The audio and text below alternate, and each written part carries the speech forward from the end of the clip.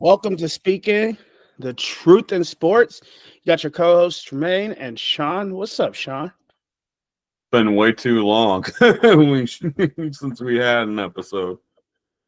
Schedules are hard to come by, but I'm glad that we're able to come here and we have a list of stuff to talk about. We're gonna really get there, and kind of like how we're gonna approach it. Really comes down to it really comes down to the fact that we're going to start the show and we're going to end the show the exact same way. Talking about WNBA, because my moment of the week is in the WNBA. So that's just something to keep in mind. So we're just going to get to it. Sean, is that cool? Let's go. Before we get started with the show, Sean, how can they let us know about stuff? What can they do to get their voices, heard on the show? Always subscribe, but you got comment, like, share with other people. Like, we are big on subscriber feedback, because if there's something you want to talk about, let us know and we'll talk about it. Exactly. And also always remember that we can be contacted via email as well at speakingthetruthinsports@gmail.com. So remember that as well as an option. So we're going to get started. WNBA Finals. This possibly could have been the best women's basketball series of all time. And if you factor in the finals, if you throw in men's professional basketball, I feel like this series is in the top 10. I ain't gonna go much higher than 10. I don't want to disrespect, some of the all-time classics, especially before our time. But the WNBA finals last night really came down to really how did the ball bounce, really. Like, there was a play with less than 5 seconds to go. Breanna Stewart, first off, got the ball, took no dribbles, got from the three-point line to the free throw line pretty much, which, Sean, that's a travel with no dribbles. Of course. And, it's one thing if you took a dribble at the three-point line and you ended at the free throw line, but there was no dribbles taken. So then she shoots the ball, and Bridget Carlton had contact on the ball, right? But it was called for a foul because she was not in a legal guarding position.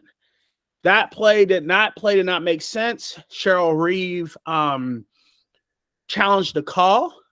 Breanna Stewart, who just missed 2 free throws the possession before, knocked down 2 to tie the game at 60.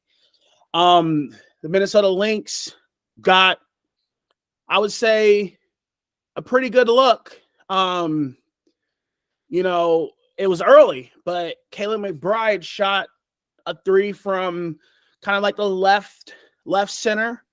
And she was able to, it went off the rim, and there was an attempt to go after the ball, but New York ended up getting the rebound, and they let a second go off the clock before the clock ran out, so it went to overtime. But Sean, you're probably today years old when you find out that the WNBA has a reset timeout. Do you know what a reset timeout is? What is a reset timeout?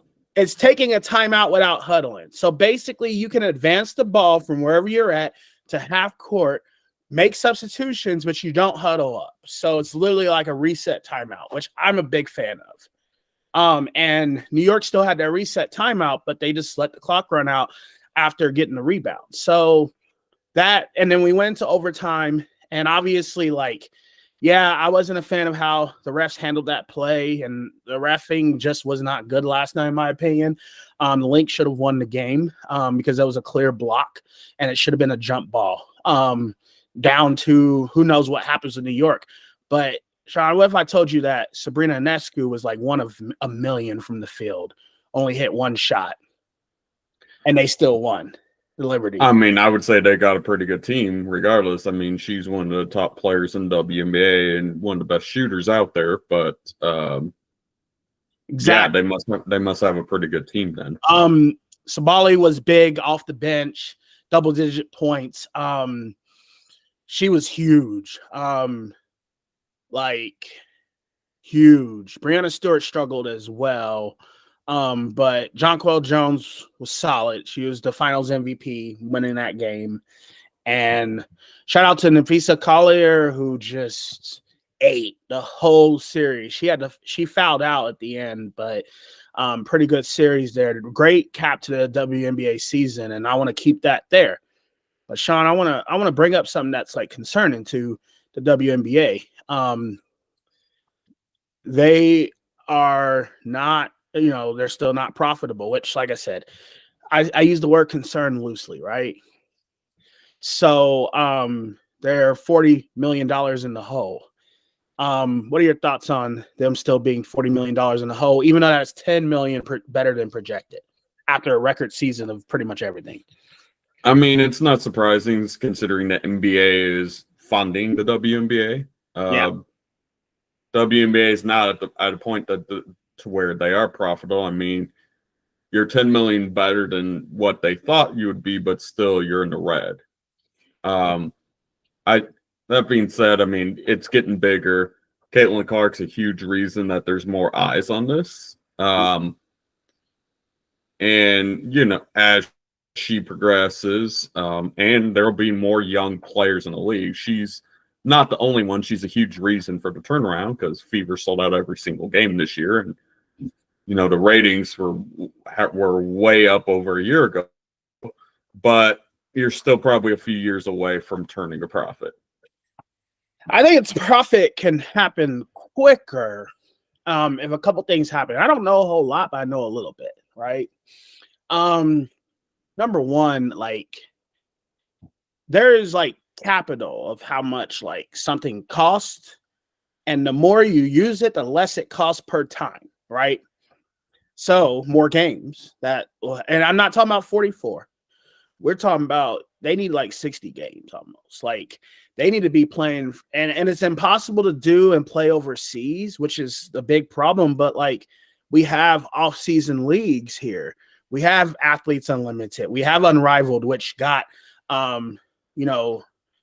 millions of dollars of a deal from TNT. Like I think it was $100 million. Like, so I think that is something that is important. And Unrivaled is a 3-on-3 women's league. Athletes Unlimited is like a non-traditional 5-on-5 league. You're on a different team every week, Sean. So Athletes Unlimited, the approach is really cool. It was started in 2020 with softball. Now they've expanded to 4 sports, lacrosse, indoor volleyball, and obviously basketball is the 4th sport. So that's the cool thing about this whole like women's basketball thing. But I just think that with the WNBA opting out of the CBA, which I think is an excellent move, we got to get it closer to 60 games. I think that can, and I'm not saying they're going to be profitable next year, but like it will get there a lot sooner than the pace it's on now. Because 40 million is a lot. That looks like my bank account. Like I'm in the whole 40 million. It seems like, but yeah. So that's the thing. But yeah. So that's kind of it for the WNBA. Any other comments on the WNBA before we go to our quick topics? Let's keep it moving on to the quick topics. So quick topics. Just give a little spiel about it. We're gonna move on. Quinn Ewers, my Heisman Trophy winner. He ain't winning the Heisman. Let's make that clear. I am wrong. That's my boy. I admitted it. I'm wrong. So Sean, what's your take on Ewers' injury? Should he sit out or not? Or his performance? Is he hurt? Should he sit out? Like, what's going on in your opinion? I mean, I think he's healthy. It's just Texas has an interesting situation. They probably got the best backup in the country in Arch Manning. Right. So they were losing that game, and he's probably is hurt, but to what extent? Plus, they were losing 23-0 at halftime. So you got to try something, and Sark's trying to win games and, get to a playoff, win a national championship. So, like, I understand it. Okay, that's good. And I agree. So next quick topic. Eastern Carolina, ECU, and Southern Miss. These are not Power 5 schools. They fired their coaches. What are you doing firing your coach in the middle of the season? What's your take on that? I mean, they weren't going anywhere. You might as well ride it out or wait till the last month of the season, but still. I mean, Florida State coach still has a job. Yeah. This go ahead. Another one of your predictions is wrong. Vanderbilt is ranked this week. In the AP poll? They 25. I mean, they're going to get smacked. Who they playing? They beat Alabama. They controlled that. Tennessee about to smack them.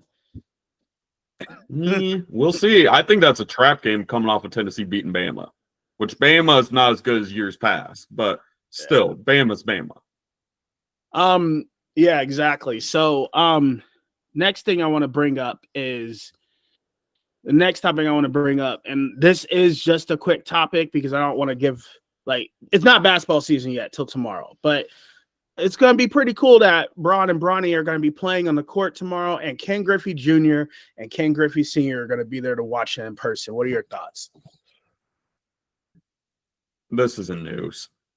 It's not, but just what is your thoughts on the Griffey? It's not news. I mean, Bronny, we've talked about this to death. Like, good for them. He'll probably play 1 minute and then sit as a. No, I'm not talking about that. I'm talking about what is your thoughts and feelings on the Griffeys showing up to the game? That's what I'm asking. Good for them. Like, they retired. They retired. Like, they got all the money in the world. Like I said, this is a non-news story. Like, it's not even on my radar. EJ Williams is no longer IU Hoosier. Your thoughts? That's not surprising. If he hasn't played, they haven't played 4 games, they could still preserve that red shirt and transfer to another place, which they've had a few players do that because they weren't playing, and that makes sense, and there's nothing wrong with that. At the end of the day, kids want to play. Yeah. Is Lincoln Riley on the hot seat at USC? No. Oh, that was a strong one-word no. I think it's a year too soon now if we're talking about this next year. I mean, USC's problems have been this. Like, Lincoln Riley is an offensive mind. He's a QB whisperer. But their defense is terrible. Their offensive line isn't that great either. So it's like you joined the Big Ten. That's big boy football. Right. You've got to be physical. And for me, you can't just recruit quarterbacks and receivers. Are those important? Yes. But the battle's won in the trenches. And, when I think of USC in years past, of course they have those quarterbacks, those receivers, running backs. They got some dogs on defense typically, though. They've seen a lot of guys in the NFL. That's something he's got to learn or else he'll be gone. So if we talking like this in a year, yes, I would agree with that. But I think it's a little too soon. Cam Ward being overrated, underrated, or just about what we expected? Going into the year, I think he was underrated, and that's why he was one of my Heisman Trophy candidates. You and I knew about him. The rest of the country didn't know about him. Right. Is it surprising to me? No. I mean, he's playing his way up, first round draft pick potentially. Yeah, I still think he's underrated, though. You think he's what? I still think he's underrated. I think he is a little bit. If you're talking about next level, you're talking about all these other guys, he should be he's a top 3 Heisman candidate right now. Yeah, higher than that. Jaden Daniels injuring his rib and is week to week. Thoughts? He's fine. Could he have gone back in that game? Probably, but it's They were playing Carolina and they were dominating. He didn't need to play that game. All righty. And plus Washington's going to develop him. Like Caleb's playing better and wild, but and I said this at the beginning of the year, Jane Daniels is the best quarterback in that draft. Yeah. And there's two more. One is IU for real. Football. Yes. They certainly show that this week with controlling and dominating Nebraska. They could potentially be playing for a playoff with their only loss being against Ohio State. Now, that game will probably end up being a shootout. Like, I don't see either team stopping the other team. Yeah. And the last one, with Devontae Adams getting traded to the Jets, which I think you called, do they make the playoffs?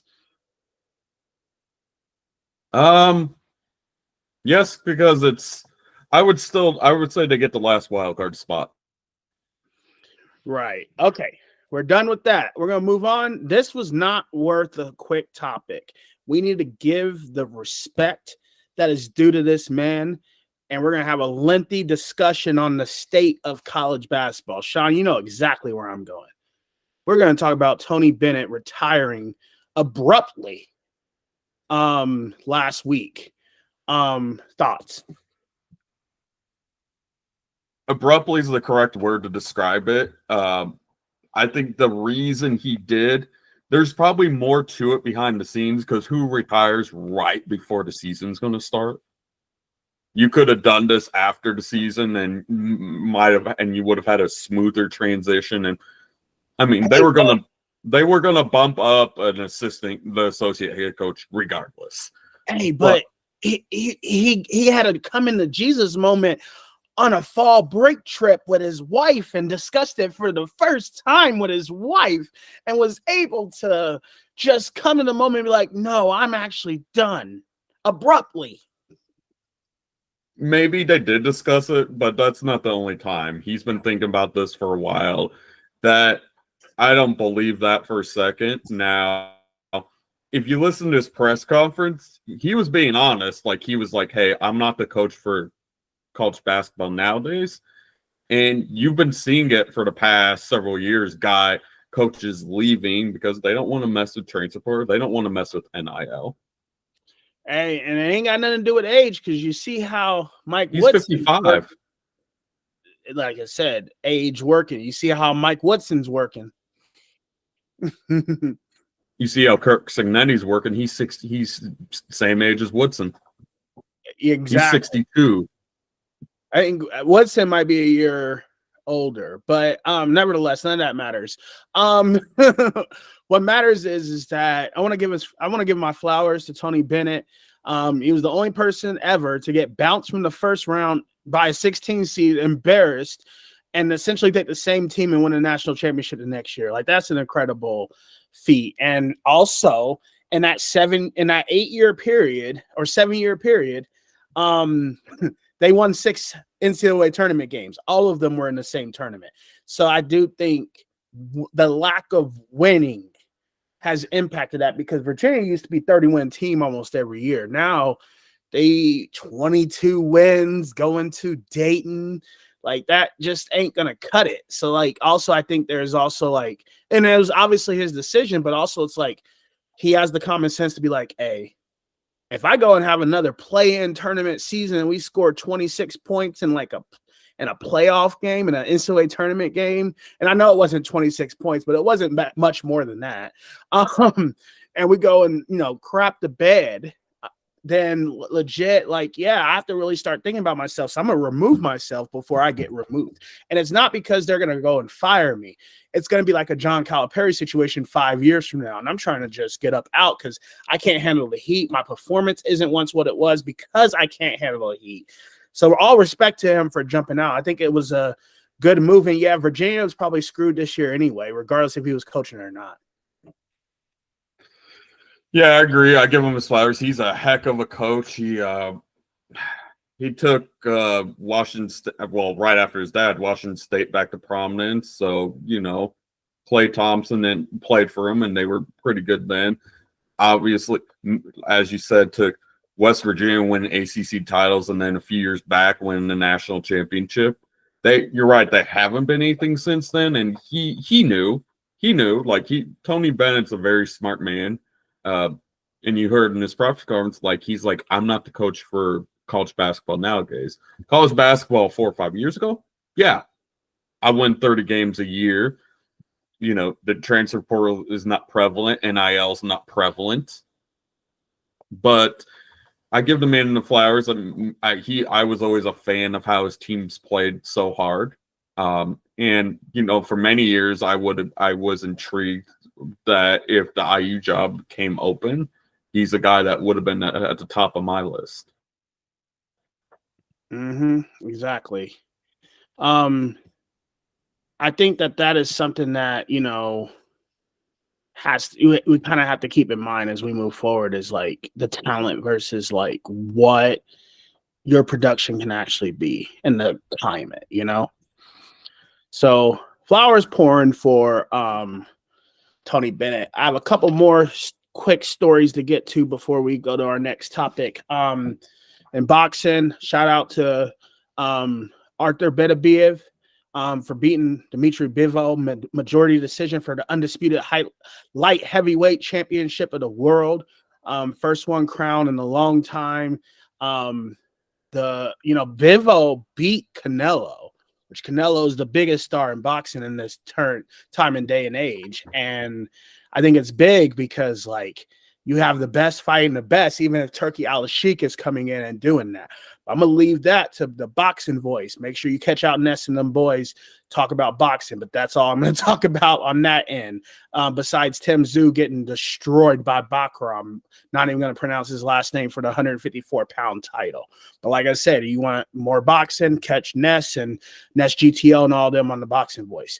My other thing I want to, quick hit so far, but we're going to talk about it for a little bit, is we have the most popular. It's a popularity contest, Sean.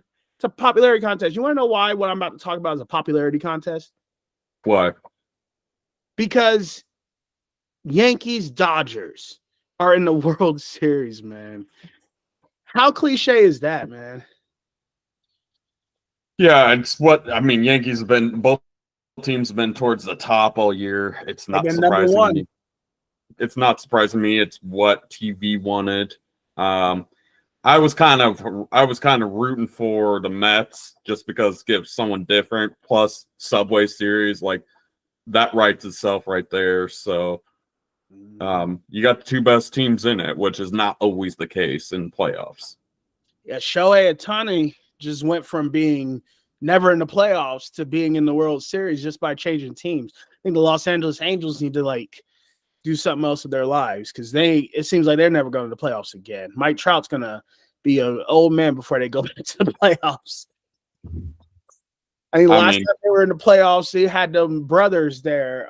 What's their brothers' names? The pitchers, I think Jeff and somebody. Weavers. Yeah, the Weavers, exactly. Yeah, them people. Yeah, Trout's probably going to go down as one of the best players to not win it, but plus past few years he gets injured every single year, which is sad to see, considering before Ohtani, Trout was that guy. Right. Trout was the best player in baseball for several years. He was, and he was just on a terrible team with the terrible owner and terrible management that never made the right moves. Exactly. So who you got? I'm gonna go Yankees. We're gonna go head to head. I got Dodgers in 7. Yeah. Yeah, I'm going Yankees just because Dodgers have had so many injuries, and Yankees haven't won one since 2009. So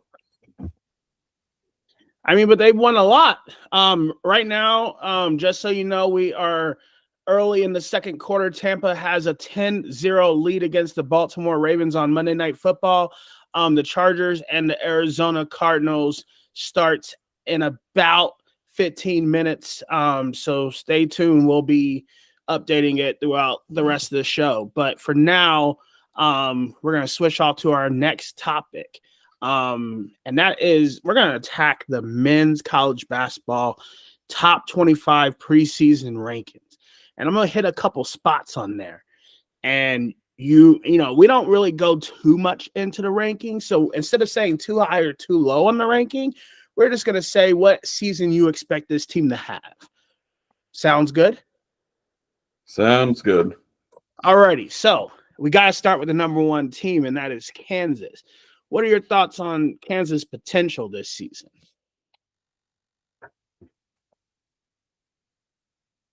I'm sorry, what was that? You cut out. Sorry. Oh, sorry about that. We're going to start with the number one team.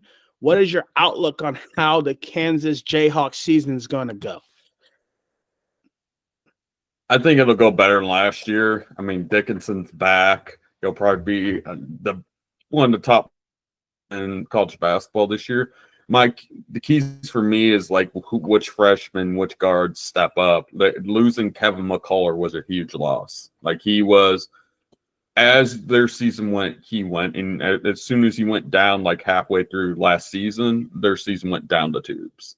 And I was surprised. I was surprised they won even an NCAA tournament game. Well, didn't they play Samford or somebody like that? Of course they won. They didn't play anybody. Nevertheless, yeah, you know, McCullough couldn't come back, right? You know, his like eligibility was up. Right. Right.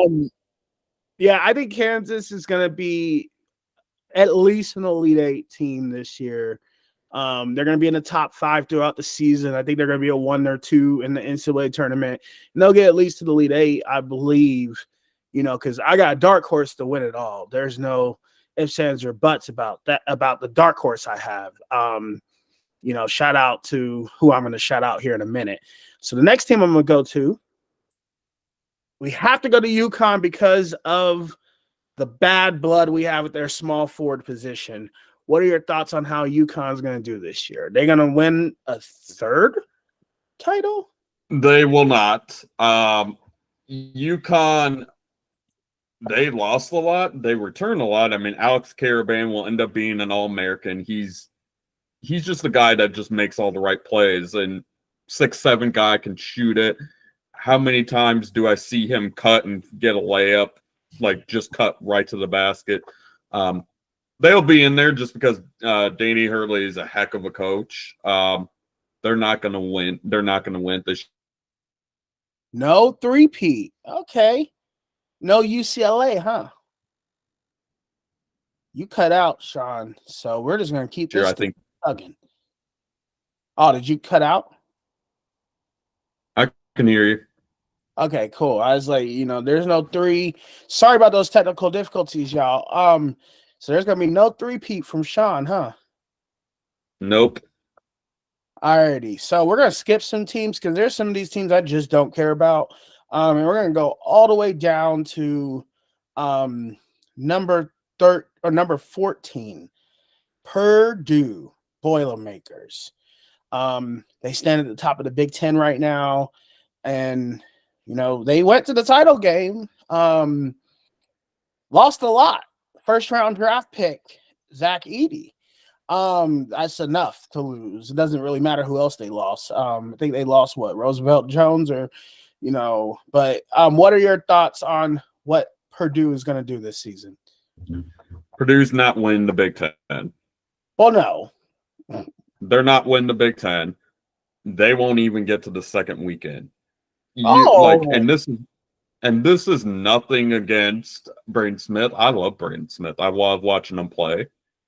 But they will be top 5 Big Ten. They'll make the tournament just because Painter's that good of a coach.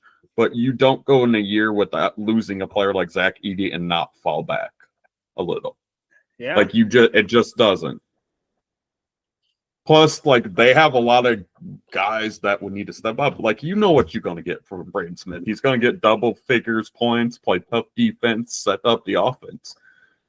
But who else is going to step up? They have too many unknowns for me. They have a decent amount of talent. They had a pretty good freshman class last year and this year, but there's too many unknowns for me because Fletcher Lawyer is the same player from year 1 to year 2.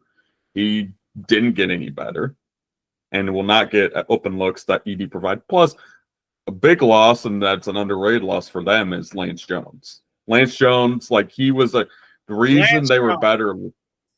The reason they were better last year versus the year before was because they had another guy that could hit shots, and he hit a lot of big shots, but also like played very tough perimeter defense. So you lose your top perimeter defender and a good shot maker and the player of the year and Zach Edey. Like they'll make the tournament just because Painter's that good of a coach, but they're not getting past the first or second round. Makes sense. I kind of feel the same way. We're gonna bounce around the bracket or the top 25 a little bit. And we're gonna do a comparison. Who has a better season? John Calipari in Arkansas or his old team with Mark Pope? Mark the Pope at Kentucky. Who has a better season? Arkansas. You think Arkansas? Okay. Mark Pope hasn't won an NCAA tournament game. I mean, has he played at a place that is eligible to win a NCAA tournament? BYU's eligible. I mean, listen. What were they last year?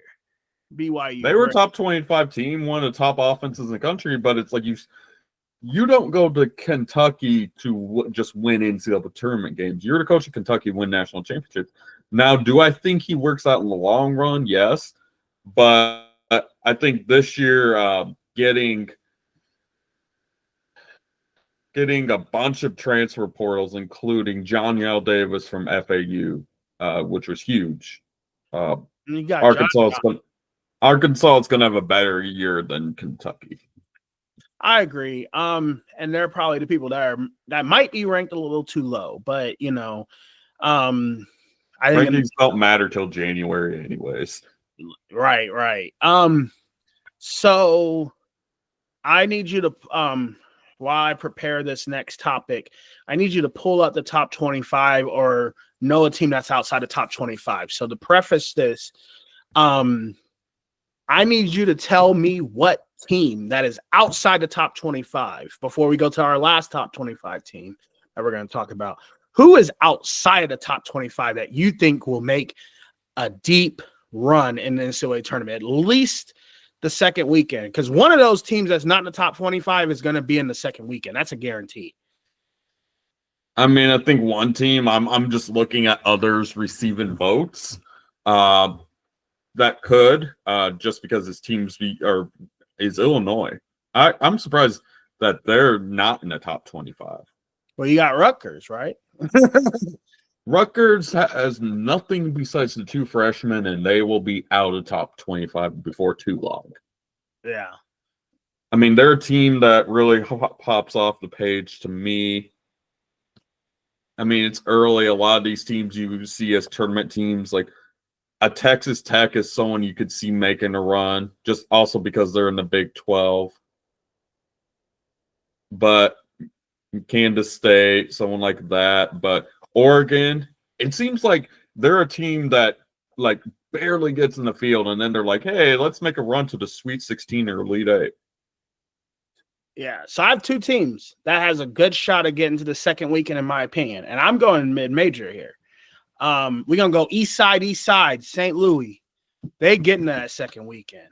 They're getting to that second weekend. They're going to be like an 11 seed, and they're going to, bust their way through because there's this team that does it every year, and I think that's going to be them. And, it is what it is. That's the first team. The second team is the Will Wade crew. Like they, McNeese State, yeah. McNeese State, yeah, them. They gonna get to the. I think they're gonna get to the second weekend too. They're gonna be like a 13 or a 12. I like them as a 12. That they're gonna be. Plus the way they play just so tempo pressuring. Like their style of play, like is tough to prepare for. And, you're bringing a lot of people back from that team. You're bringing in new people. Will Wade ain't suspended this year. Shockingly. Everything that he did before is now legal. So, I'm going to think that they're going to get on a run. What is one team that's in the top 25 that you think is going to miss this year's NCAA tournament? Out of the obvious, Rutgers. Man, somebody else. That's obvious. They shouldn't be ranked.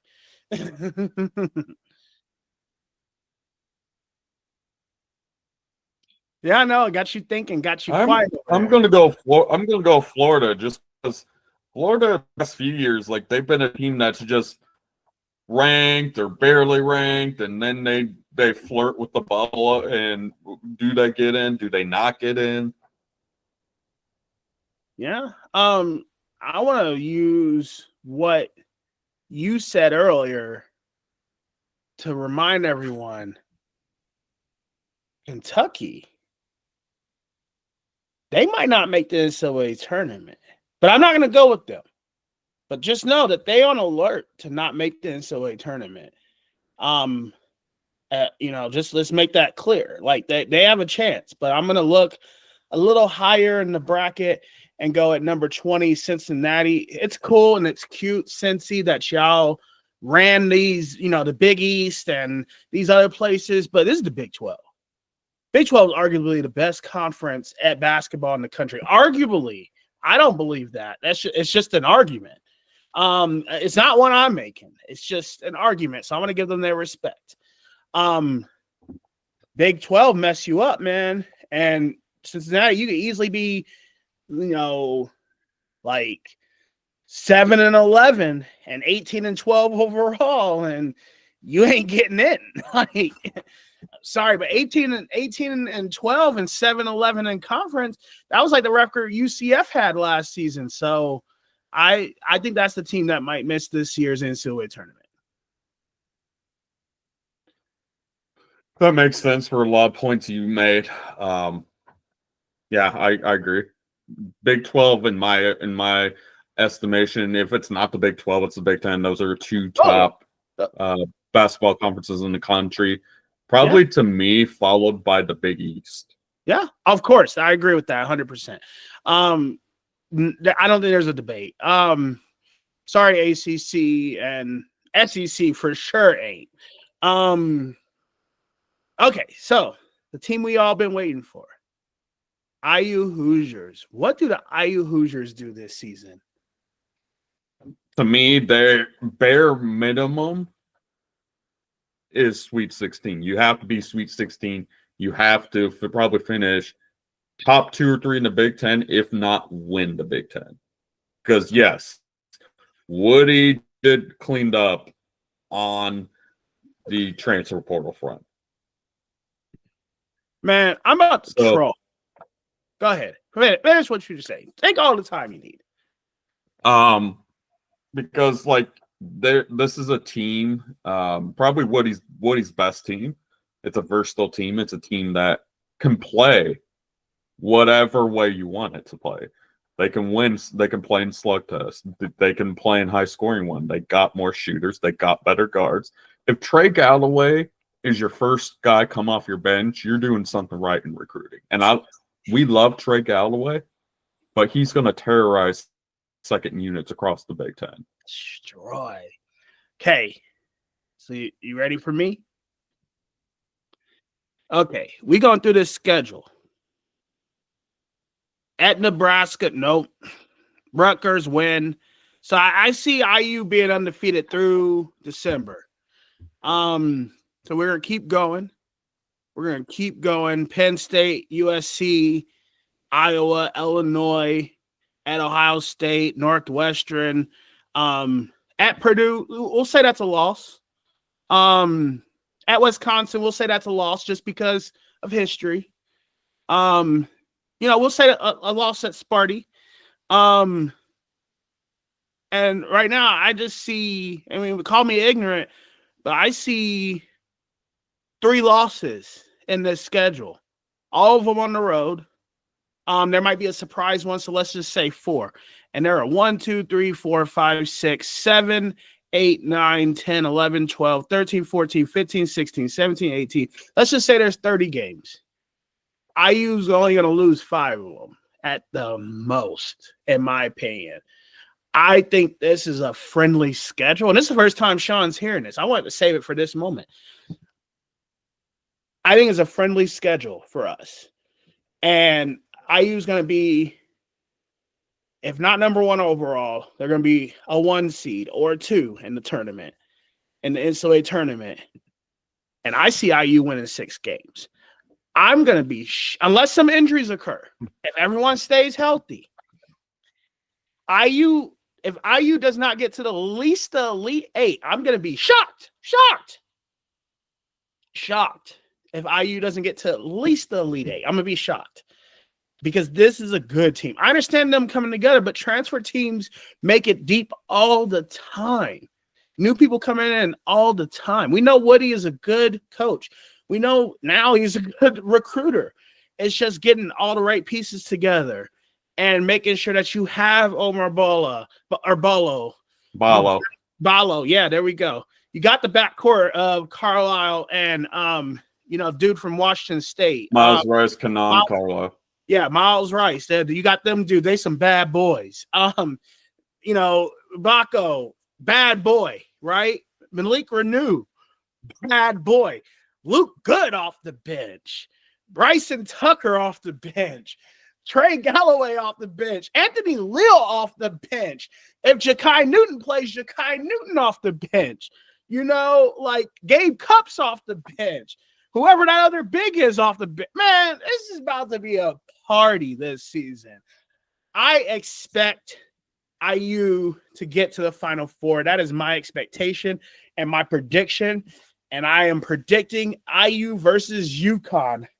And IU, because IU has been, a little thirsty. They've been a little thirsty. 87 is a long time. It's what year? 2025? Why not 38 years be the perfect time to raise banner number 7? 6. Or 6, sorry. 6. Number 6 into the rafters and celebrate a national championship. What? There's not a better time to do it. I would agree. I mean, that's certainly in the range of outcomes. And they gonna beat UConn. And I'm tempering expectations just because, like you said, health. A lot of things would have to go right. Is it possible? Yeah, of course. I'm looking at this team. Look at these standings. None of these teams look that talented, that much more talented than IU. Maybe Kansas. And I already said they go into the Final Four. And then UConn, IU, you think Duke's gonna make it? But yeah, continue. It's certainly possible. I'm tempering my expectations. I think they're at least Sweet 16. I understand your excitement if everything goes right.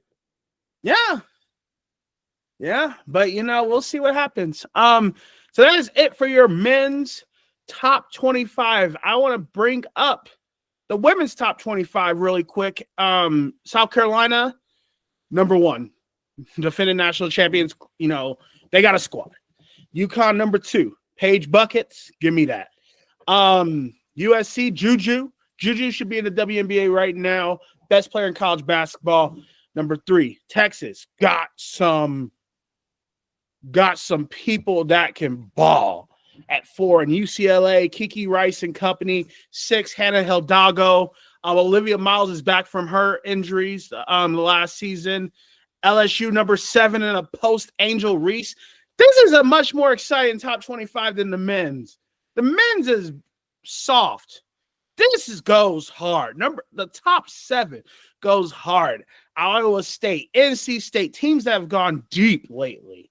Top 9, top 10 is nice. And then at the bottom of the bracket, you got Nebraska. Them white girls can hoop. Creighton, same thing. Ole Miss. You can never count out Coach Yo. You can never count out Coach Yo. Maryland, historic. Louisville, historic. Like those people at the bottom, and then IU at number 25. One thing I'm shocked about is Iowa's not in that bracket because Iowa got that chick from Villanova to join their roster to replace Caitlin Clark. They picking up right where they left off, and Utah with Nick Hips and Jenna Johnson and all them. Like that's something that you're being disrespectful to Utah. Peely is gone, but Gianna Kneekips and Jenna Johnson, they can hoop. So just let y'all know, y'all made a couple mistakes in that bracket. Gonzaga, they're a solid team too. So just let you know, there was a lot more excitement about the women's top 25 than the men's. They're bringing a lot more fire. Sean, what I mean? They're bringing fire, like names at the top. The men's game, just people NIL,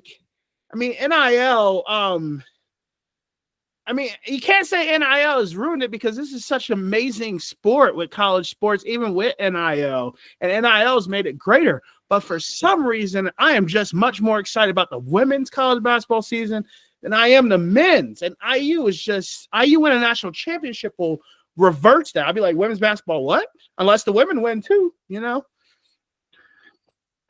Man, they'll both be exciting for sure.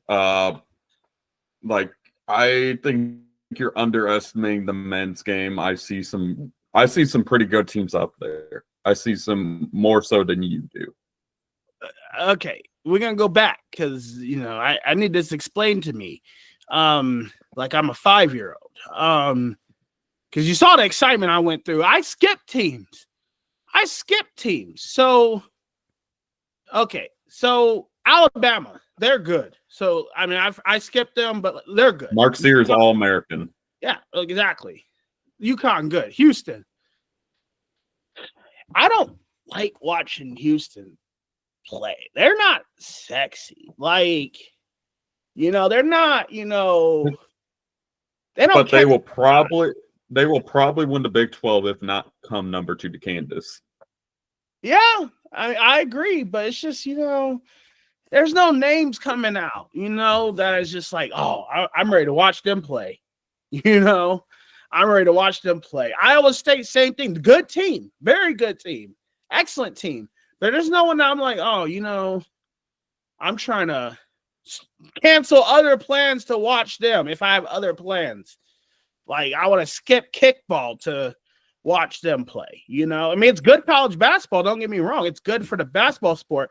I'm really appealing to the casuals out there. Got to get a casual to play. Gonzaga, Emhart is enough to get up. Gonzaga, they got a squad. Duke, I just think Duke is overrated, honestly.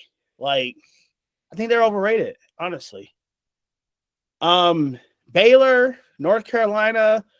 North Carolina, Arizona, they got some dogs like that I would want to watch, but like I gotta watch another year RJ Davis and Caleb Love shoot 40% from the field and show why they're not NBA level talent. Like, come on. Like, and maybe people need to stay in college longer. I don't know. It's just it doesn't bring me the same buzz that it does with the women's game for some reason. Just on the college level, I'm excited for the NBA season. We've not talked about the NBA yet, but we're getting there. We're getting there. Like we ain't nowhere near done yet. But that's just something to think about, and that's just my opinion. Like I said, I know Sean is like, nah, man, that 8th person off the bench is making me excited. Like, I know that's you, but me, I'm like, I don't know. I think Duke is rated where they should be, and you best put some respect on Cooper Flagg's name. Number one, who Cooper else? Flagg will be the number 1 pick in the NBA draft. Well, yeah, Cooper Flagg. That's fine, but he ain't like I'm channeling my inner Shaq. Like, weren't you someone that was saying Shaq was a hater the other day? Come on, man. I say he was toxic, but come on, man. I say he was toxic, but like I want to see. Flagg's gonna. Those are all facts, but I'm just like Flagg. Let's put this way: if Flagg was getting work at the U.S. Select prep camp against Oh yeah, NBA players. If he was doing work at 18 years old, come on, man. Oh no, trust me, I got it. But If everything goes right, he might be the college player of the year. yeah, he might be. But I just think, and I'm not a Duke fan, but come on, man. hey, all right, enough about the college game. We're gonna move on to the next topic. We're gonna talk about this NCAA football. What game was you most excited to watch this past week in the college football? I mean, of course, I watched the IU game. I was able to watch one. I'm an IU Notre Dame fan. I watched both of those. Outside of that, I did watch a little bit of Tennessee, Alabama. I didn't watch as much Texas versus Georgia, especially when I saw halftime score was 23-0. I'm like, it's over. Right, exactly. My favorite game of the day besides IU, really comes down to the fact that, I mean, it's just, some of these games just really, really, blows my mind. But just seeing that Michigan they got stumped. I mean, 21-7. Jack Tuttle, you got to get stumped, bro, in a couple weeks. I enjoyed seeing parts of that game. And then obviously the big game that I got to see a little bit of was Miami and Louisville. That was such a great game. Miami held them off. Cam Ward is for real, but Tyler Shaw from Louisville, he's that dude. Just to make that clear. So those are my games from college football. I mean, college game day is at IU. What are your thoughts on that, Sean? I mean, it's huge. Just a week after being on Big Noon Sunday, that's big. I mean, Washington beat Michigan early in the year, which Michigan's down, but still, they got a good chance to go 8-0. I mean, it's a home game, so anytime you can get the national media, especially for a place like IU that hasn't done much in football ever, it's just huge for Coach Sig and the program. Right. Exactly, and I agree with that. Are there any other games that you are excited about? I'm going to steal yours. Notre Dame Navy. Yeah, that's going to be exciting. And that's on the same time as IU Washington, but yeah, that game's going to be exciting, It should. I mean, just because it's like the service academies, especially Navy, they just do that triple option wing T, which is tough for anyone. Hey, but they're passing it for triple-digit yards a game now. So, put some respect on that pass game. I'll believe it when I see it against competition. What do you mean? Even with the injuries they've had on defense, Notre Dame is one of the top 5 to 10 defenses in the whole country. Good luck throwing it on Notre Dame.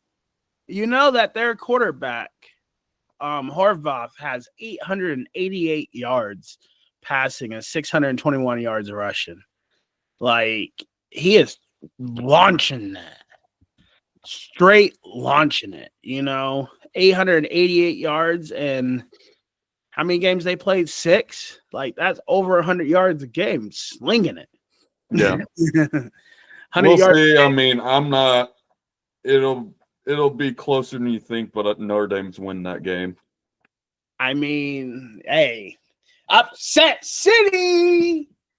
Who did Notre Dame lose to? Northern Illinois. Exactly. And what's their record? I haven't even looked, but it's like they ain't getting upset. Their record is, we're looking right now, Northern Illinois. Their record is 4-3. They have losses to Buffalo, NC State, and Toledo. And they beat Notre Dame. I'm going with Navy in this one. They're going to run it down their throats. 200 yards rushing. They're going to get a close win. Very close. Nah. Notre Dame was running the table. If Anything else? you go and if you want, you can talk about Northern Illinois. I'm going to talk about Texas A&M. One of the toughest places to play in the country. Yeah. And come out of there with a win. They're still a top 5 to 10 defense. They play Navy every year. Yeah. Even with the injuries. Yeah. I mean, I'm looking forward to the Boise State UNLV game, and obviously I know Sean's looking forward to the Vandy hosting Texas, but Texas is gonna tap that behind. Florida State, Miami, Texas A&M. Speaking of them hosting LSU, there's a lot of great games this week. Oh yeah, I mean, there's big games every week in college football. That's just the nature of the beast, especially with the playoff. Like the regular season is important, but like it's not like years past where the only way you get considered would be with one loss. Right. Yeah, exactly.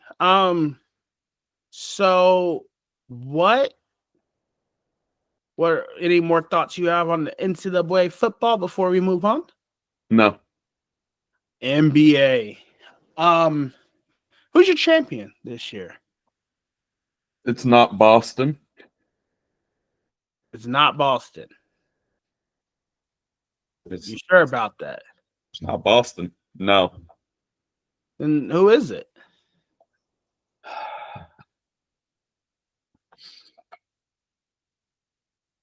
Let me look at the teams, but it's not Boston.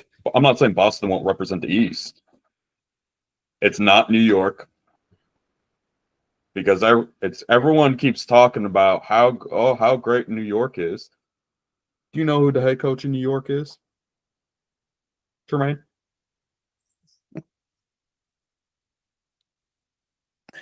I have no clue who the coach of New York is.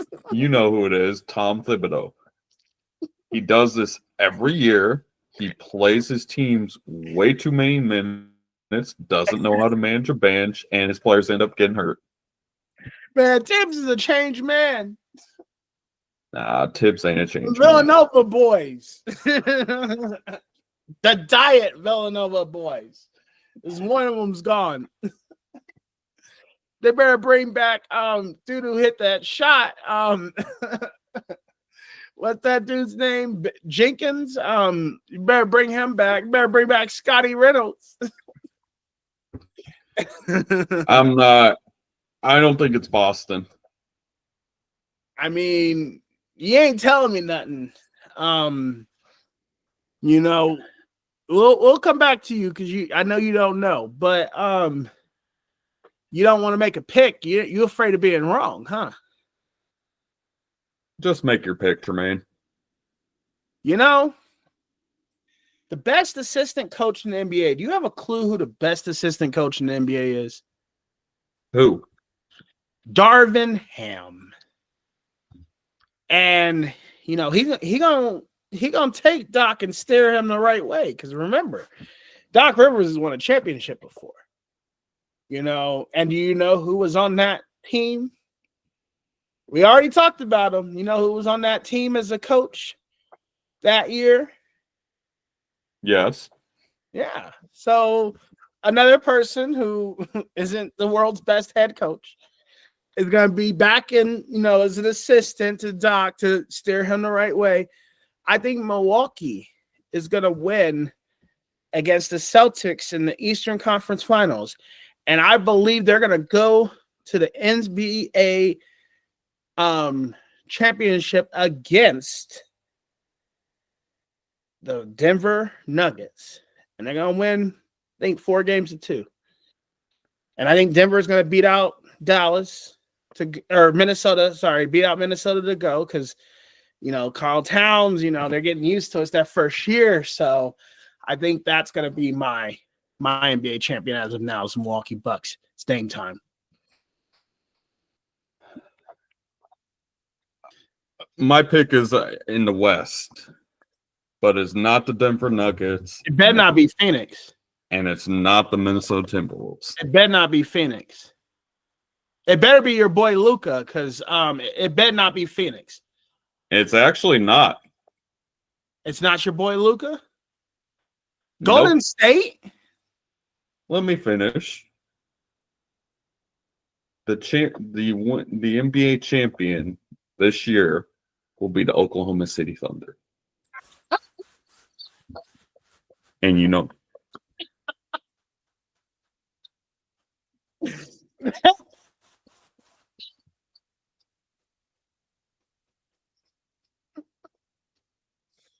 I thought you were going to say the Grizzlies, man. It will be the Oklahoma City Thunder. Oh, no. And Milwaukee will not get out of the first round. And a year from now, Giannis will be on another team. Yeah, Giannis about to get this chip, man. He ain't getting a chip. He can't stay healthy. He gonna stay healthy this year. He can't stay healthy. Milwaukee, Oklahoma City Thunder, man. I ain't got them coming out of the first round.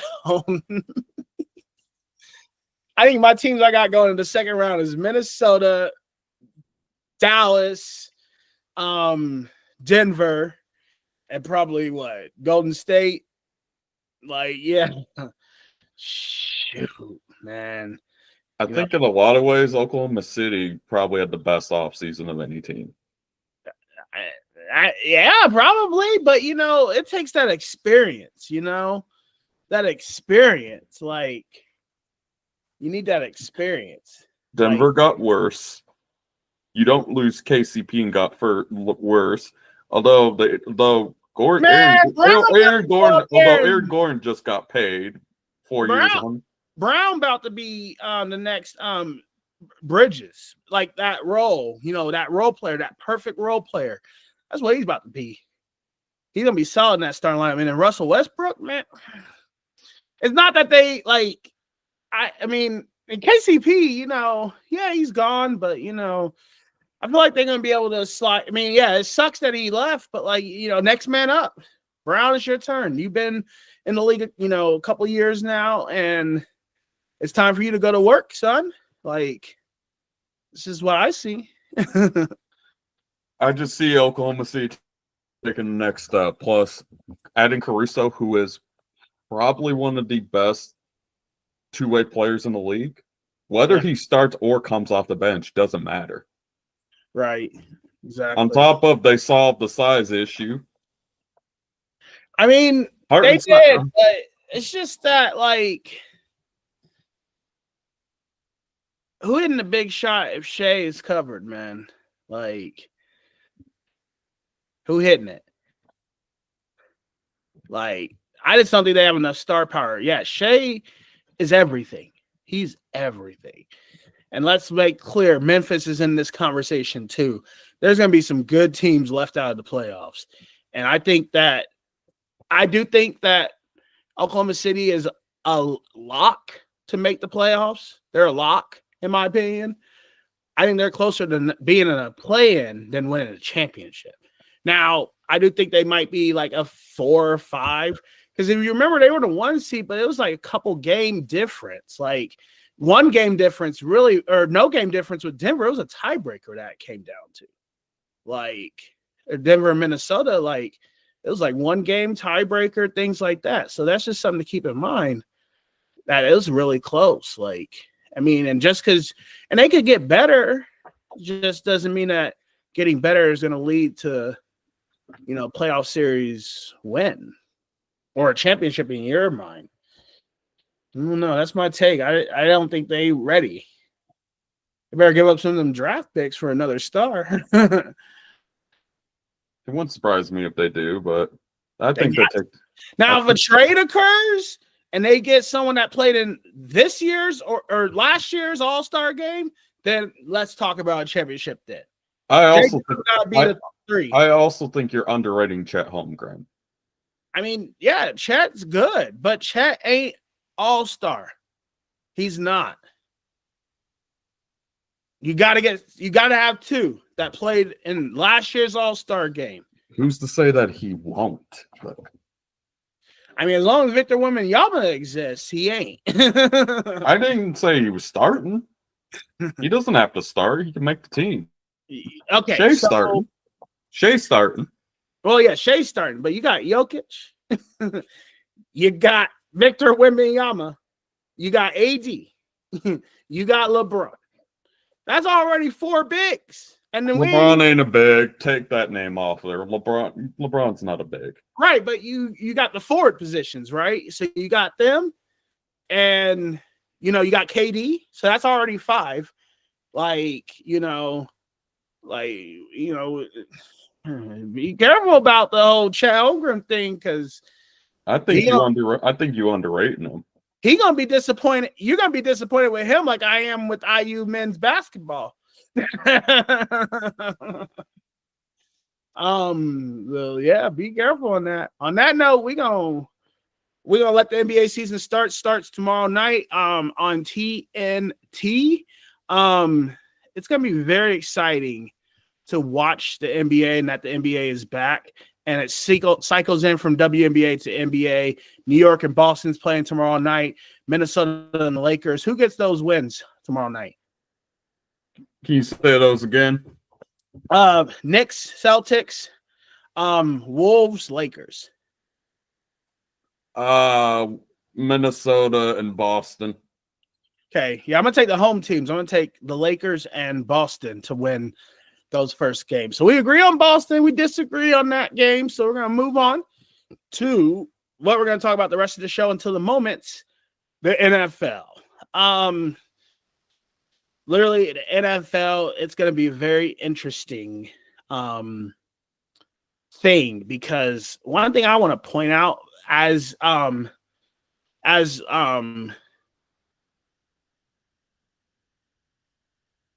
wow, 14-10, Ravens lead, 26 seconds to go in the second quarter, 2nd and goal on Tampa's 28-yard line.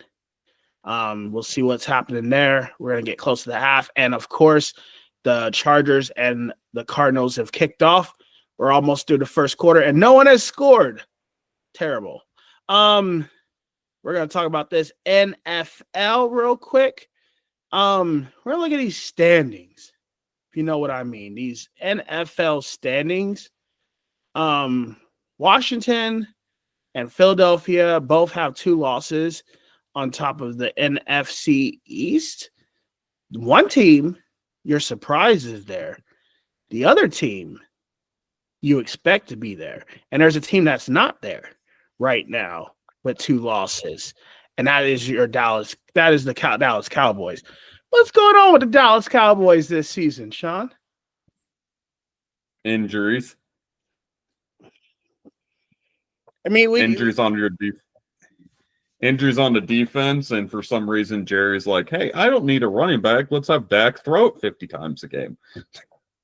Yeah, Jerry Jones. I'm gonna keep the comment that I thought to myself. Jerry Jones needs to step down. He needs to sell the team. He ain't doing no good in Dallas. I think they're gonna be better without him. And oh well, it's just how I feel.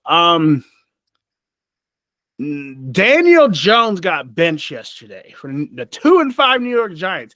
And the fact that the New York Giants has the same record as the Las Vegas Raiders and the same record as the New York Football Jets and the same record as the Jacksonville Jaguars shows that all those teams are trash. Because we knew the Giants were going to be 2-5. Surprised they're not 1-6 or 0-7. Who do they beat? They're allergic to winning at home, as well as the Cowboys. The Cowboys is 3-0 on the road, 0-3 at home. But Yeah, Daniel Jones. Wasn't that a whip? Can we call him a bust now? He already was. He's going to get cut after this year. They're going to get another quarterback in the draft. Like, that much is for certain. Hopefully the person that drafted him already bounced, because he gonna be gone too. For sure. Next up, I gotta talk about the best division in football. I don't think there's a debate this season, and that's the NFC North. Lions got one loss. Minnesota Vikings lost a close game to the Lions. Aiden Hutchinson's out for the season, or at least out for the majority of the season. Jordan Love and them have 2 losses, as well as the Chicago Bears with 2 losses. How are things looking to you in this NFC North, Sean? I think pretty good. They are the best. I would say the best division in football. I would say Detroit's clearly the class of the division. Minnesota only has 1 loss, but I see them coming back there just because you knew Sam Darnold wasn't going to play as well as he did the first month of the season, the rest of the year. He's Sam Darnold. Right.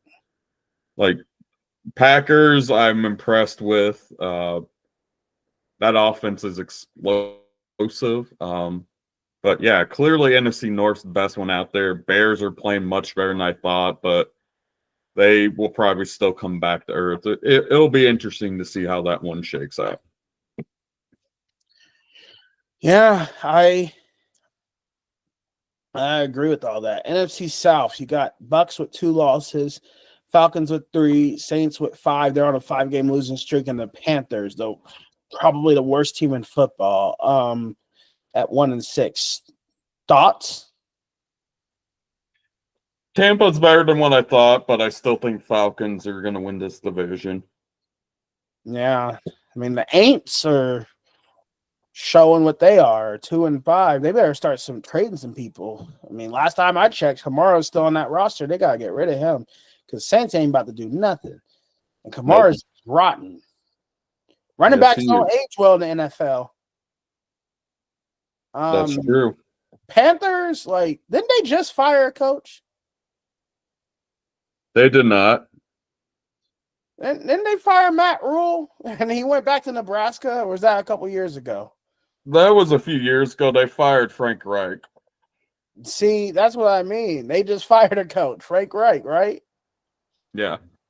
Right. So, and they about to fire who's even the coach? Raheem Moore, or who is Raheem Morris is at Atlanta. Dave Canales, he was defensive coordinator in Tampa. So they're gonna clearly get a new quarterback. Like, Bryce Young it's just a dumpster fire over there.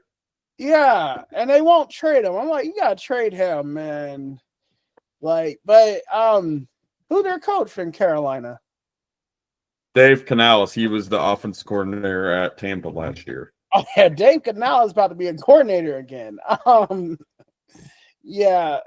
At some point you gotta start saying sell the team. It's wild. NFC West. All the teams got 3 or 4 losses. Seattle's got 3. They start off season hot. They got cold. Now they won. 49ers, lost against the Chiefs. They got 4 losses. Cardinals got 4 losses. Seems like it could be 5. And then the Los Angeles Rams have 4 losses. Sean McVay, he gone, right? No. Oh, yeah, he about to be. I think you underestimate them. Cooper Kupp's going to be back this week. All right, we'll see. 2-4. That's looking very. Sean McVay is not gone. You said what? Sean McVay is not gone. I'm not saying that he's gone, but they got high expectations in LA. I know. They do, but like I said, Kupp will be back this week. You'll see. They'll be fine. Their all offense has been Kyron this year just because you had Kupp and Puka got hurt early on. So Ready. It is officially official here. The Kansas City Chiefs have clinched the NFC West. I'm joking, but Chiefs gonna win that division easy by like multiple games once again. The good news is that they have a 2.5 game lead on the next team, and if the Chargers lose, they'll have a 3-game lead. But they've only played one division game so far, and that's the weakness.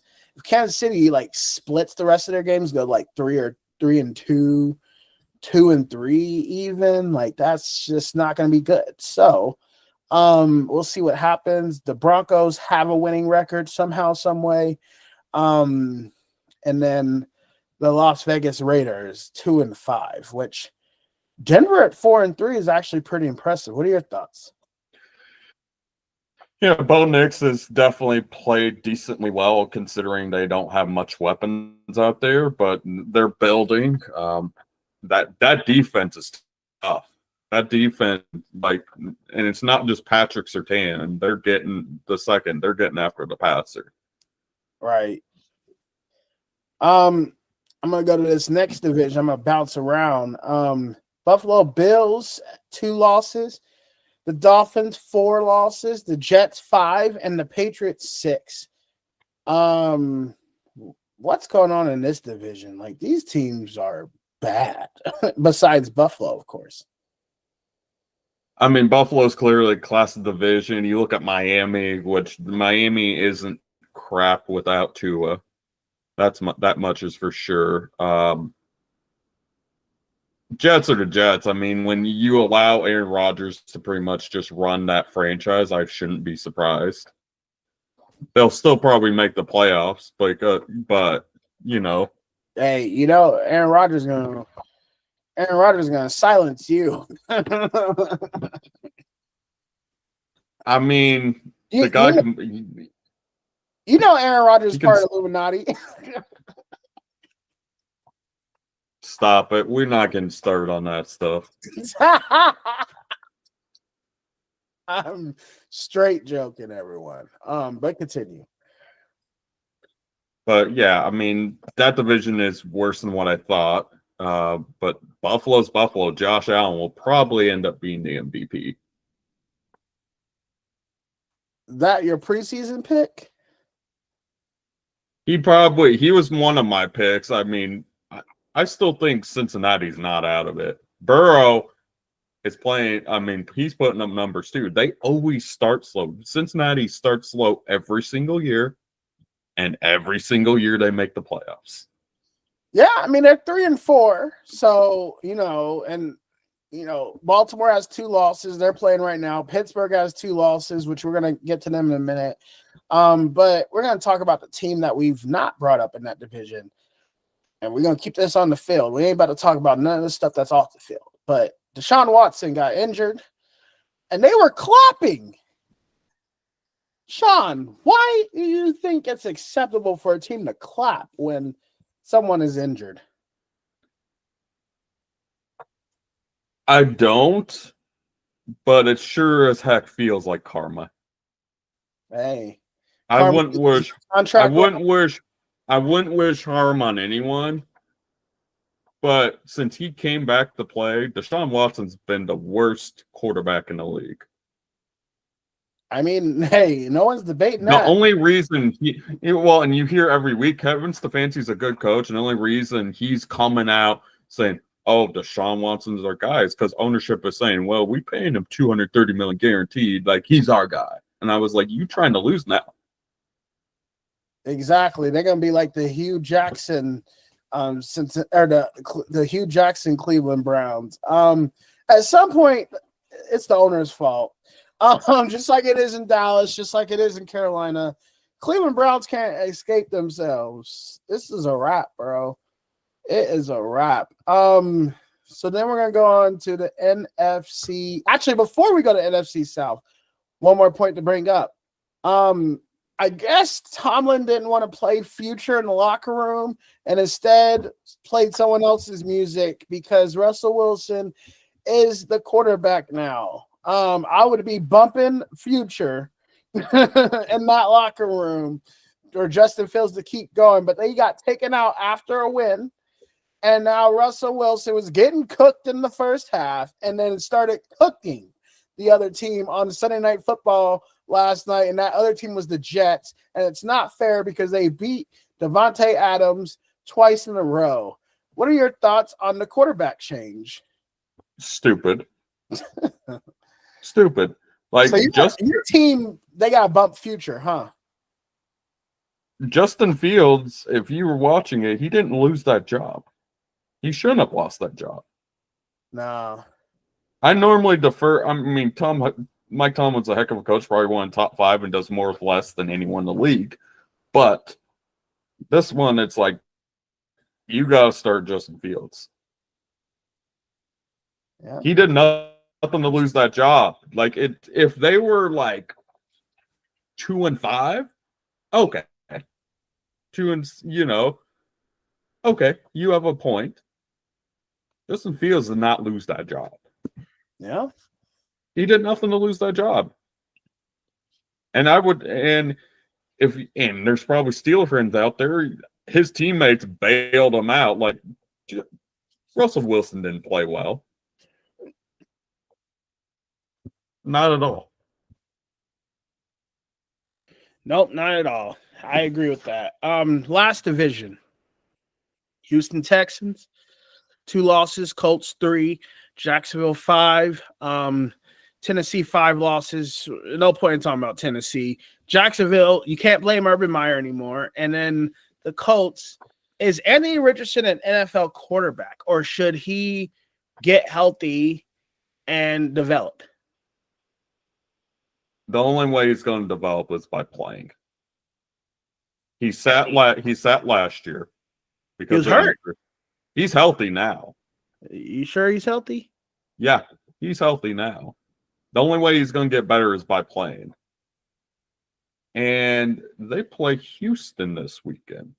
That sounds like you and my rec league, because this dude, Anthony Richardson, is passing 49% from the field, 3 touchdowns, 6 interceptions. If that don't look like some Tim Tebow numbers, like he about to go down to Bustville, USA, because those numbers look ugly. I know he's a great athlete, but is he a quarterback?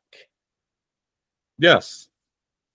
I feel like in a lot of ways, like he's like Josh. I'm not saying he's this player. So in a lot of ways, he's like Josh Allen's rookie year in Buffalo. Josh Allen was not Josh Allen from the jump. Am I saying he's going to be Josh Allen? No. But there are similar playing styles, and I would say he is Josh Allen as a rookie. The only way he's going to develop is by playing. And they need to get healthy too. It's ridiculous to me that the Colts have the last bye week possible, week 14. It's ridiculous. Well, Colts they don't want the Colts to win. They don't have any cachet. I mean, I'm a Colts fan, but I get them. And if they beat Houston this week, they're at the top of the division. I mean, yeah. But, I mean, I don't know. Actually, they're not at the top of the division if they win this week. They're not. If they win, they're still in second. They're tied, but... Yeah, they're tied, but they're tiebreaker, they're second. But, yeah. For the team, everyone's like, oh, my God. Like, Houston's a good team, but everyone was acting like they're a Super Bowl team. I was like, it just didn't feel like that to me. Am I saying the Colts are a Super Bowl team? No. The Super Bowl winner's not coming out of the AFC South. Well, no. I mean, and think about this too. The Houston Texans the Houston Texans, beat Jacksonville, and they beat the Colts at Lucas Oil. So, I mean, we'll see what happens in Texas this week. It'll be a game, especially if Jonathan Taylor plays. It'll be a game. Yeah. So last updates from the NFL games that are currently happening. I keep calling them the Clippers. The Chargers up 3-0 against the Cardinals. Arizona is first and goal at the 7-yard line of LA. 7:03 to go in the second, and it's halftime in Tampa. Baltimore is leading 17-10. We got one more topic before we go to our moments. You have any clue what the topic is, Sean? Fantasy football. Exactly. Take it away. Fantasy. This week I went 2-1. The 2 leagues I won were I dominated, and it was not my money league, so I just gotta win, or else I'm not even gonna make the playoffs. So, what are your records so far? Let me see. Let me see.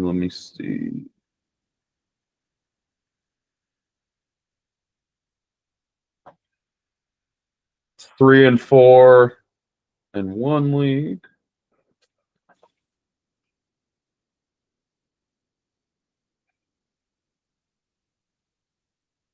4-3 in another league, and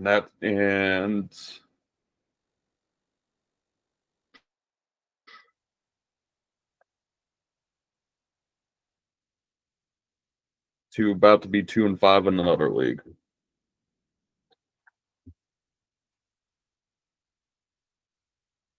Man, I'm only in 3 leagues, so it's gotta bounce back next upcoming week. Because I've seen teams that start 2-6 and then just go on a run.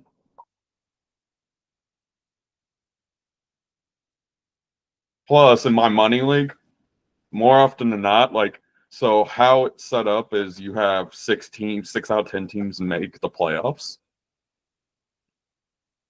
The first 2 teams get a bye. Teams 3 through 6 play each other. More often than not, the top 2 seeds don't even win a game. Yeah. Like a buddy of mine is in the league. I recruited him this year, and he was talking about, I'm a top team in the league. I'm a top team in the league, and I was like, since I've been in the league, the 1 and 2 seed don't win it. They often lose their first game, so it's good for you, but there's that.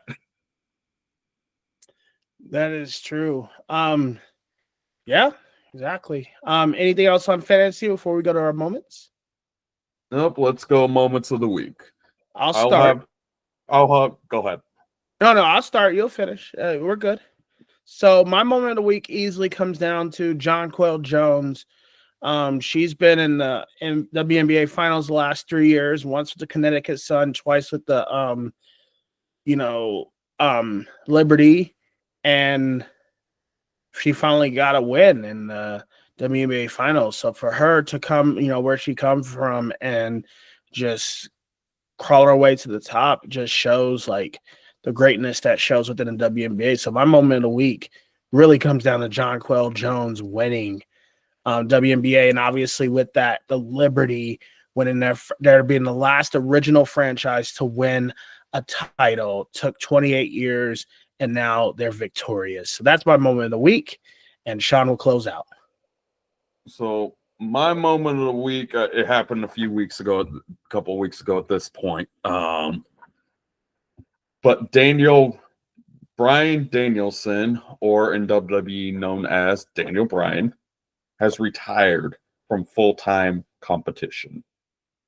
He was an AEW. He was the AEW World Champion. He ended up losing his match, and as a result of that, he is retiring from full-time competition.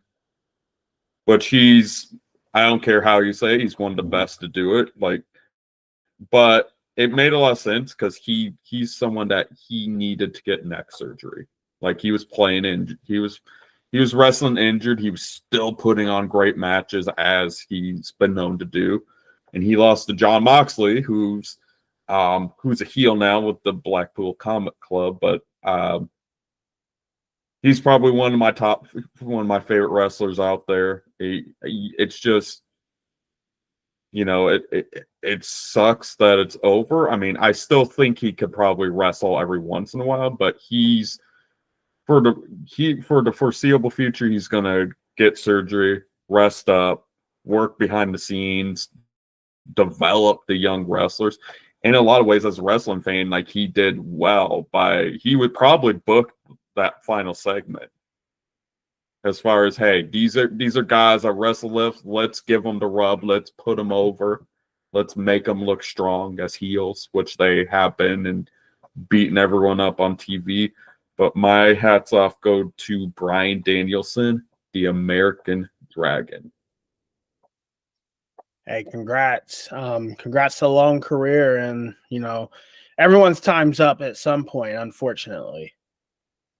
Yeah, and it was his time, and I understood he had to. Like I said, he needed neck surgery really bad. And it made sense. Jon Moxley won it. Jon Moxley is a very deserving champion, and I'm curious to see where this storyline goes with Moxley and the BC. Yeah. Well, there it is. You know, Sean, go ahead and take us out. So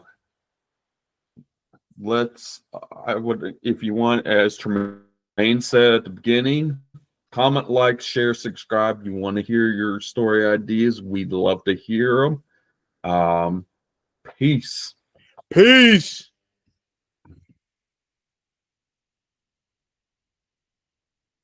Whew. That was pretty good. It was